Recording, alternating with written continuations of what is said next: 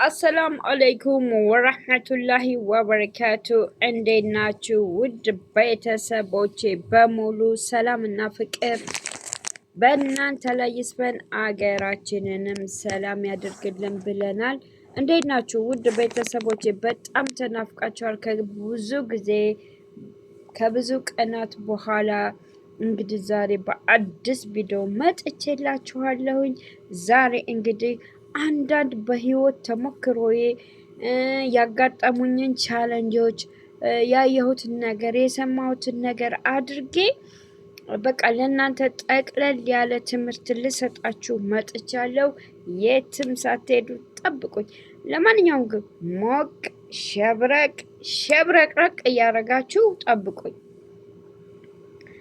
ዛሬ እንግዲህ አብዛኛውን ጊዜ ብዙ ነገሮችን ከማድረግ ብዙ ነገሮችን ከማወቅ አንዳንድ ነገር ይጠቅማቸዋል ብዬ ያሰፈርኳቸው ትናንሽ እውቀቶች አሉ። እነሱን አነብላችኋለሁ፣ አዳምጡኝ። በሄድክበት ሁሉ ፈጣሪን አመስግኑ። ብትበደሉም፣ ብትከሱም፣ ብትጠቁሩም፣ ብትቸገሩም፣ ብትደሰቱም እናንተ በሄዳችሁበት ቦታ ባላችሁበት ቦታ የምታመልኩትን አምላክ ማመስገን አለባችሁ። ይሄ የትም ቦታ ቢሆን ፈጣሪን ማመስገን መልመድ ግድ ይላችኋል። ሁለተኛ፣ እድል አንድ ጊዜ ብቻ ነውና ቻንስህን ተጠቀም። ብዙ ጊዜ እድል ደጋግሞ የሚመጣ ይመስላችኋል። እድል አንድ ጊዜ የተሰጠ ሁለተኛ ደግመህ አታገኘውም። ባገኘው ፍርሳ ሁሉንም ነገር ለማድረግ ሞክር። ሶስተኛ፣ የሰው ጥገኛ አትሁን። ገንዘብ ለማግኘት መጣር አለብህ። የሰው ጥገኛ፣ የሰው ዲፔንድ መሆን በጣም ላንተም ሆነ ለህይወት ጸር ስለሆነ እባካችሁ ገንዘብ የሚገኝበትን በትንሹም ቢሆን ስራ ሰርታችሁ እራሳችሁ መለወጥ ልመዱ። ይሄ እኔ ካገኘሁት ልምድ ነውና የምነግራችሁ ማለት ነው። ስራ ከቦር ነው። ስራ አይናቅም። ስራ አትናቁ እና ስራ በናቃችሁ ቁጥር ደግሞ ገንዘብ ልታገኙ አትችሉም።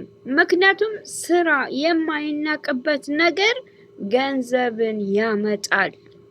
እናንተ በትንሽ ገንዘብ ብትሰሩ እንኳን ተንቃችሁ ሰው ቤት እንኳን ብትሰሩ፣ ሊስትሮ ብትሆኑ፣ የሆነ ትናንሽ ጥቃቅን ስራ ብትሰሩ የሰራችሁ ስራ እንኳን ለምግብ መብላ ይሆናቸዋል፣ ለልብስ መልበሻ ይሆናቸዋል፣ ለቤተሰብ መርጃ ይሆናቸዋል። ስለዚህ ስራን አክብራችሁ ስሩ። ስራን አትናቁ። ስራ ምክንያቱም ገንዘብ ያስገኛልና። ትዳርን ስትይዙ ተከባበሩ። በትዳር ውስጥ ብዙ ችግሮች፣ ብዙ ቻሌንጆች ይፈጠራሉ። ማግባት ሳይሆን መግባባት አለባችሁ። መጀመሪያ ስትግባቡ መኖር ትችላላችሁ። ስትከባበሩ መኖር ትችላላችሁ። ስትዋደዱ መኖር ትችላላችሁ።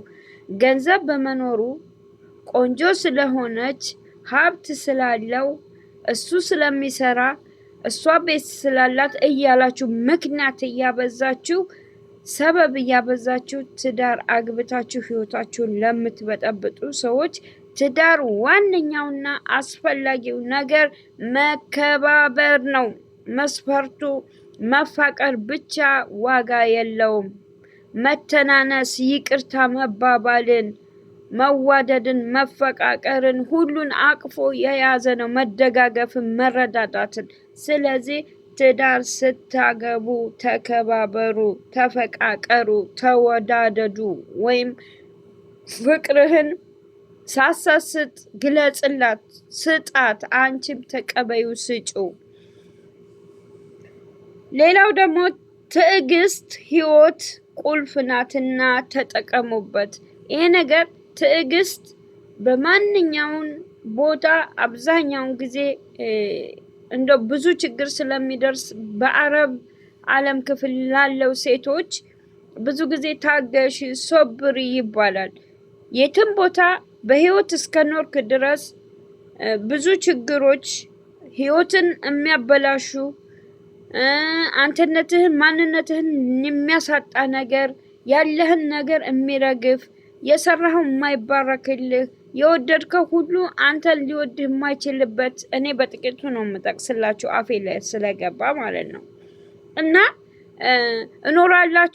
እኖራለሁ ብላችሁ ያንን ነገር ሳትኖሩበት ስትቀሩ ብዙ ነገር ገዝታችሁ ሳትጠቀሙበት ስትቀሩ ይሄ ነገር ነገ ጧት በህይወታችሁ ኢፌክት የተደረገው ነገር ነገ መልሳችሁ ልታገኙ ትችላላችሁ። እና ሶብር ትዕግስት ያስፈልጋል። ሶብር ወይም ቁልፍ ነች፣ የልባችን ቁልፍ ነች። ሌላው ደግሞ ህይወት ውድ ናት እና እናንተ ርካሽ ታደርጓታላችሁ፣ በየቦታው ትጥሎታላችሁ።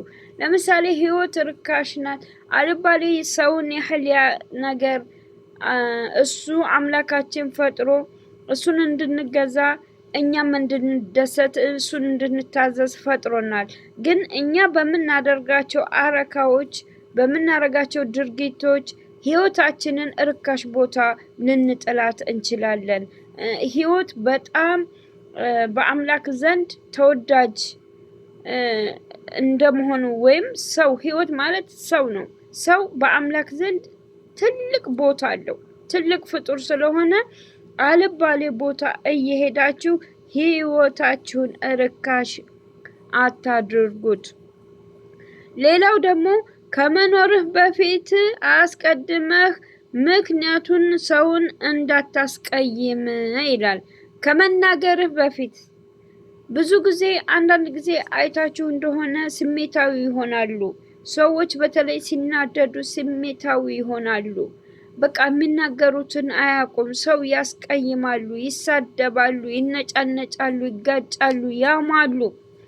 ይህን ነገር እንዳይሆን ከመናገራችሁ በፊት አስቀድማችሁ ማሰብ ግድ ይላችኋል።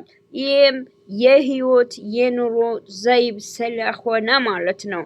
አብዛኛውን ጊዜ ደግሞ እውቀት ያለው ሰው እና ፍሬ የያዘ ዛፍ አንድ ናቸው። ምክንያቱም ሁለቱም ይጠቅማሉ። በነገራችን ላይ እውነቴን ነው፣ የተማረ ሰው ብዙ ጊዜ አንገቱን ይደፋል። ብዙ ነገር ስለሚያውቅ ብቻ ሳይሆን ነገሮችን በትዕግስት ስለሚያሳልፍ፣ እንዲሁም ደግሞ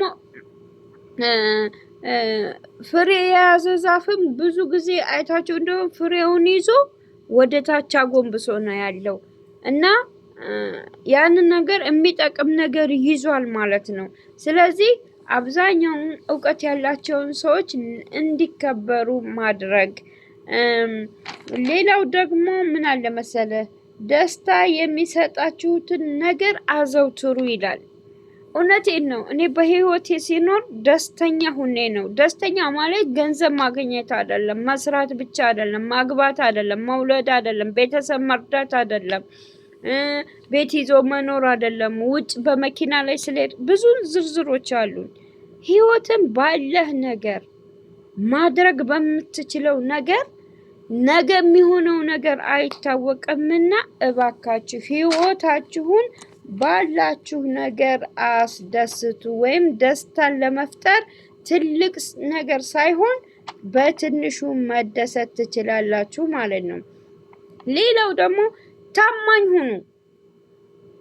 እምነትን ማንኛውንም ሰው ያጠነክራል። ያንተ እምነትህ አንተ ታማኝ ከሆንክ እምነት ካለህ ለንተም ሆነ ለሌላውም ሰው ያጠነክራል። እከሌ እኮ ታማኝ ነው ሲባል እሰቡት እንግዲህ ምን ያህል ደስታ እንዳለ፣ ምን ያህል እውቅና እንዳገኛችሁ፣ ምን ያህል እምነት ማለት በጣም ከባድ ነው። በሄዳችሁበት መታመን መቻል አለባችሁ።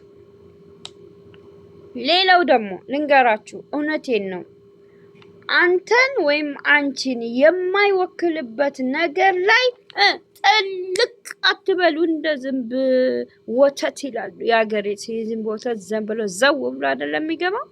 ባልና ሚስት ተጣሉ። ለምሳሌ አንቺ ጎረቤት ነሽ ወይ እህት ነሽ ወይ አክስት ልጅ ነሽ ወይ ሚስቱን ወገነሽ ወይም ባልየውን ወገነሽ ዘመድሽ ሊሆን ይችላል። ለሱ ማበር ጎረቤት ስለሆናችሁ ብጥብጣቸውን እየሰማችሁ ለሷ እሷ ጥፋተኛ ናት እሱ ጥፋተኛ ነው እያላችሁ ዝም ብላችሁ ለምትመሰክሩ ሰዎች በጣም የሚገርማችሁ ነገር በቃ ካላስፈለጋችሁ እናንተ የማይመለከታችሁ ቦታ ውስጥ ጥልቅ አትበሉ። ይሄ ራሱ ሪስፔክት ለራሳችሁ ሪስፔክት መስጠት ስለሆነ ይሄንንም ተጠቀሙበት። ህይወት እንደ እንቁላል ናት። መኖር ልመዱ፣ አታካብዱት። አያችሁ እኔ በዚች አመት ውስጥ ብዙ ነገር ደርሶብኛል። ይሄ ነው ብዬ ዘርዝሬ የማልዘልቀው ነገር አልሐምዱሊላህ። ያንን ሁሉ ሶብር አድርጌ ያንን ሁሉ ተጋፍጬ ብዙ ነገር መስዋዕት አድርጌ ዛሬ እናንተ ጋር ይኸው ለማውራት በቅቻለሁ ማለት ነው። እና ሙሉ ዝርዝሩንም ባላቀርበውም አልሐምዱሊላህ ህይወትን ቀለል አድርጋችሁ ባላችሁበት ቦታ ባላችሁበት ነገር ተደስታችሁ ኑሩ። የነገን አላህ ነው የሚያውቀው፣ የነገን ማን ያውቃል ይላል። እንግዲህ አብዛኛውን ጊዜ ምንጊዜም እውነት ተናገሩ። ይችን ቃል እወዳታለሁ። ብዙ ጊዜ በሄዳችሁበት ቦታ እናንተ ማንነታችሁ ብቻ ሳይሆን ፈሪሃ እግዚአብሔርን ፈሪሃ አላህን እንደምታመልኩ በንግግራችሁ በጣም ያስታውቃል። ስለዚህ እውነትን መናገር ለእናንተ ትልቅ ደስታ ነው። ለእናንተ ማንነት ይጠቅማል። ለእናንተ ምን ልበላችሁ ጥሩ ውዴታንም ይጨምራል። ግልጸኝነት ጥሩ ቢሆንም ግልጽ መሆን ግን ያስጠቃል። ያወቃችሁትን ሁሉ ዝም ብላችሁ ባላችሁ ጋር ሚስቶቻችሁ ጋር የሰራችሁትን ሴትዮች ያላችሁትን ዝም ብላችሁ የምትዘባርቁና የምታወሩ በግልጸኝነት የምትናገሩ ደግሞ ከሆነ ግልጸኝነት ሁለት አይነት ጥቅምም ጉዳትም አለው። እሷ ግልጽ ናት ብላችሁ በተናገረችው ልክ ደግሞ ብዙ ነገር ጉዳት ሊደርስ ይችላል እና ይህንን መልእክቴን ከህይወቴ ከልምዴ ካኗኗሬ የለመድኩት ነገር ነውና ይህን ትምህርት ላስተምራችሁ ዛሬ ወድጃለሁ። ፈቅዳችሁና ወዳችሁ ስላዳመጣችሁኝ አመሰግናለሁ። በሌላ ቪዲዮ ሌላ ጊዜ ደግሞ እስክመለስ ድረስ አሰላሙ አለይኩም ወራህመቱላሂ ወበረካቱ።